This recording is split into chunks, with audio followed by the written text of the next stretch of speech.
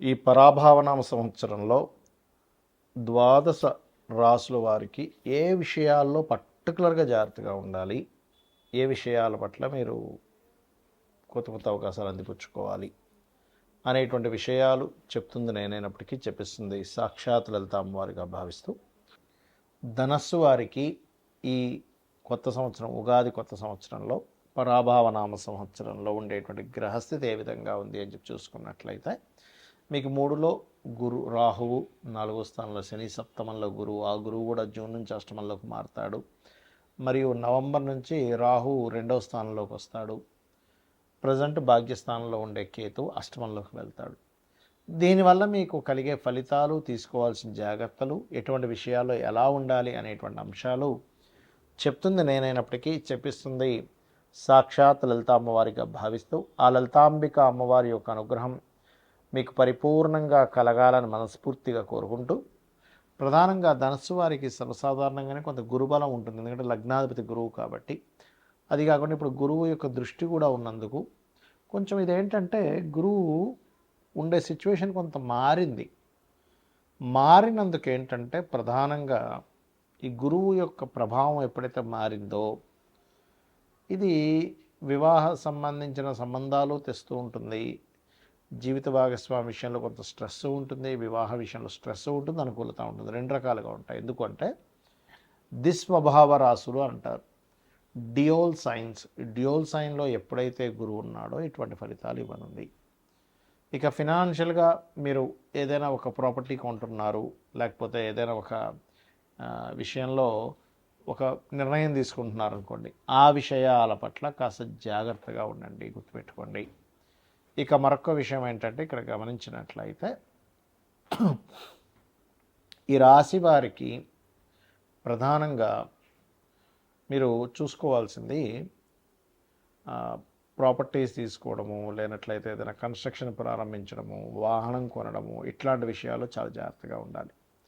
మరియు నవంబర్ నుంచి ఎప్పుడైతే మీ కేతు అష్టమంలోకి వెళ్తున్నాడు, జలరాశుల్లోకి వెళ్ళే కేతువు కాబట్టి నవంబర్ నుంచి ఒక 1.5 year ఆఫ్ టైం వాటర్ ప్లేసెస్కి వెళ్ళినప్పుడు కొంచెం జాగ్రత్తగా ఉండండి, నవంబర్ నుంచి పర్టికులర్గా. అయితే అర్ధాష్టమ శని నడుస్తుంది కదా అని అనుకునేటువంటి వారు మీరు తీసుకోవాల్సిన జాగ్రత్త మాత్రం ఒకటే, నేను ఈ పని చేయడం వల్ల అనవసరంగా నిందపడతానా, జాగ్రత్తగా ఉండండి. గృహం కానీ, వాహనం కానీ, ఫ్యాక్టరీకి సంబంధించిన ఏదైనా ఒక మిషనరీ కానీ తీసుకునేటప్పుడు తొందరపడి ఏమైనా తీసుకుంటున్నానా, ఏమైనా మోసపోతానా చూసుకోండి. అలాగే కాస్త మీకు రాహు 3లో ఉన్నందుకు ధైర్యంగా ఏ పనైనా సరే చేయగలుగుతారు.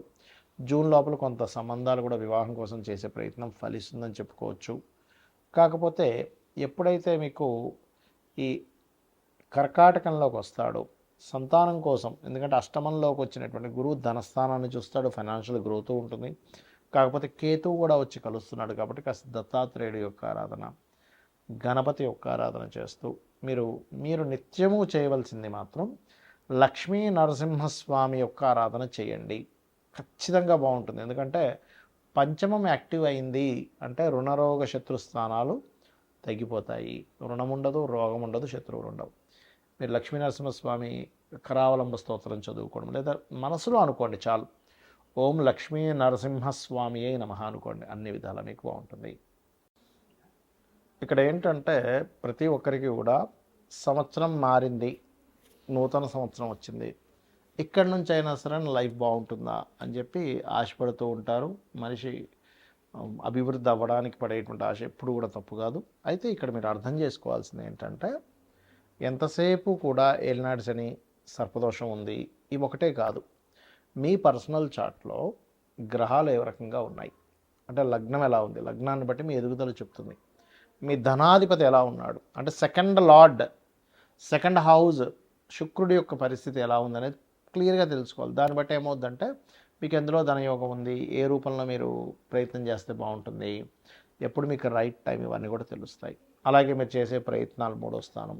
మీరు ఇక్కడ ఏంటంటే వాస్తు కూడా మనకు ప్రభావం చూపిస్తుంది. జాతకం బాగుందండి, వాస్తు బాలేని ఇంట్లోకి వెళ్ళానంటే ఏమవుతుందంటే కుండలో వాటర్ పోస్తున్నాము కానీ కుండకి చిన్న చిల్లు ఉంటే ఏమవుతుంది, కింద నుంచి వెళ్ళిపోతూనే ఉంటాయి.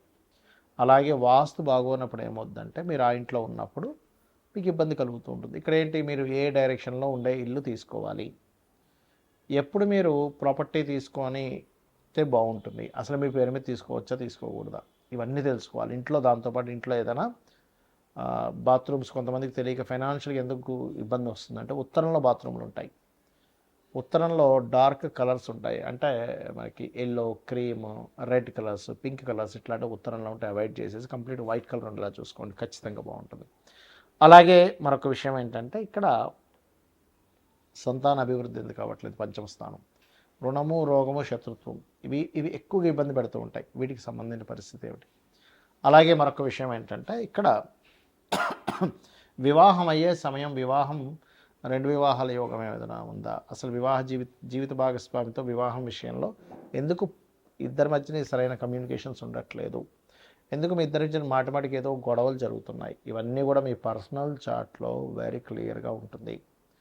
కాబట్టి ఈ యొక్క అంశాలలో మీరు కనుక ప్రయత్నం చేసినట్లయితే దాన్ని తెలుసుకొని ఖచ్చితంగా సక్సెస్ ఉంటుంది. అదేవిధంగా వివాహం తర్వాత ఉదాహరణకి వివాహం ఈ సంవత్సరం లేదు అనుకున్నప్పుడు ఆ టైం వేస్ట్ అవుతుంది. ఏ సంవత్సరం ఉందో ఆ సంవత్సరం చేసుకోండి. అలాగే విదేశాలకు వెళ్ళే యోగం ఉందా లేదా, అసలు మీకు జాబ్ సంబంధించిన విషయంలో ఎందుకు ఇబ్బంది అవుతుంది, కెరీర్లో ఎందుకు సెటిల్ లేకపోతున్నారంటే ఒక్కోసారి కొంతమందికి బిజినెస్ యోగం ఉంటుంది, అప్పుడు సెటిల్ అవ్వలేరు, అలా ఉంటుందన్నమాట. అయితే ఇక్కడ మరొక విషయం ఏంటంటే ఈ సంవత్సరం ప్రధానంగా మీరు ఈ ఆదాయము, వ్యయము, రాజపూజ్యం, అవమానాలు వీటికంటే కూడా ఒకటే గుర్తుపెట్టుకోండి, మీకు ఆదాయం బాగా రావాలి. ఓం సంపత్కరీ సమారూఢ సింధుర వ్రజ సేవితాయ నమః అని మంత్రం చేసుకోండి. అప్పులు ఎక్కువగా ఉన్నాయి, ఓం అపర్ణాయ నమః అని మంత్రం చేసుకోండి. బిజినెస్లో ఇంప్రూవ్మెంట్స్ రావాలి, ఓం ఇంద్రగోప పరిక్షిప్త స్మరతూనా భజంగికాయ నమః. అయితే ప్రతిదీ కూడా 45 మినిట్స్ చేయండి. చాలామంది ఏం చేస్తారంటే 5 నిమిషాలు చేశానండి నాకు రిజల్ట్ రాలేదంట. చిన్న ఎగ్జాంపుల్ చెప్తాను. అన్నం పొయ్యి మీద కుక్కర్ పెడతాం, 20 మినిట్స్ పడుతుంది కరెక్ట్గా మీకు అది ఉడకడానికి. 5 నిమిషాల్లో నాకు ఉడకాలంటే ఉడకదు. అలాగే ప్రతిదానికి కూడా ఒక ఎనర్జీ ఫామ్ అవ్వడానికి ఒక సమయం పడుతుంది. అలా మీరు ఒక 45 నిమిషాలు కనుక చేయగలిగితే ఖచ్చితంగా దాని ప్రభావం అనేటువంటిది ఉంటుంది మీ మీద. అదేవిధంగా ఈ సంవత్సరం మనకి నవనాయకుల్లో తీసుకుంటే కూడా రాజు, మంత్రి, సేనాధిపతి, అర్ఘ్యాధిపతి, ఇలా వీళ్ళు ఒక్కొక్కరు ఒక్కో దానికి అయినందుకు గురువు రాజు అయ్యాడు. జూపిటర్ యొక్క పరిస్థితి బాగోలేదు. నేను గతంలో చాలా రోజుల క్రితం చెప్పాను, 2-3 నెలల క్రితం కూడా చెప్పాను, గురు రాశిలో శని ఉన్నాడని. దీనివల్ల అనేకమైనటువంటి జన నష్టం ఉంది. కాబట్టి విదేశాల్లో ఉండేటువంటి వారు మరింత జాగ్రత్తగా ఉండాలి. అది యుద్ధాల వల్ల అనుకోండి, కొన్ని రోగాల వల్ల అనుకోండి, విశేషమైనటువంటి జన నష్టం జరగనుంది, గుర్తుపెట్టుకోండి. ఇది ఆల్రెడీ మనం మనకి ఎప్పుడు డిసెంబర్, ఫిబ్రవరి టైంలో కూడా మనం చెప్పాము. కాకపోతే ఎందుకంటే ఇప్పుడు నెక్స్ట్ కొత్త సంవత్సరానికి కూడా ఈ యొక్క గురువే రాజు అవుతున్నాడు. అదేవిధంగా నీర్సాధిపతి కూడా గురువు అవుతున్నాడు. కాకపోతే వర్షాధిపతి చంద్రుడైనందుకు కాస్త చక్కగా వర్షాలు అయితే బాగా పడతాయి, ఎక్కువ రోజుల వర్షాలు కూడా ఉంటాయి. కొంచెం ఈ పంట పొలాలు లేకపోతే ఈ ధాన్యాలకు ఎక్కువగా డిమాండ్ అనేది పెరుగుతుంది. ధాన్యాలకి గుర్తుపెట్టుకోండి, ధాన్యానికి ఎక్కువ డిమాండ్ పెరగనుంది.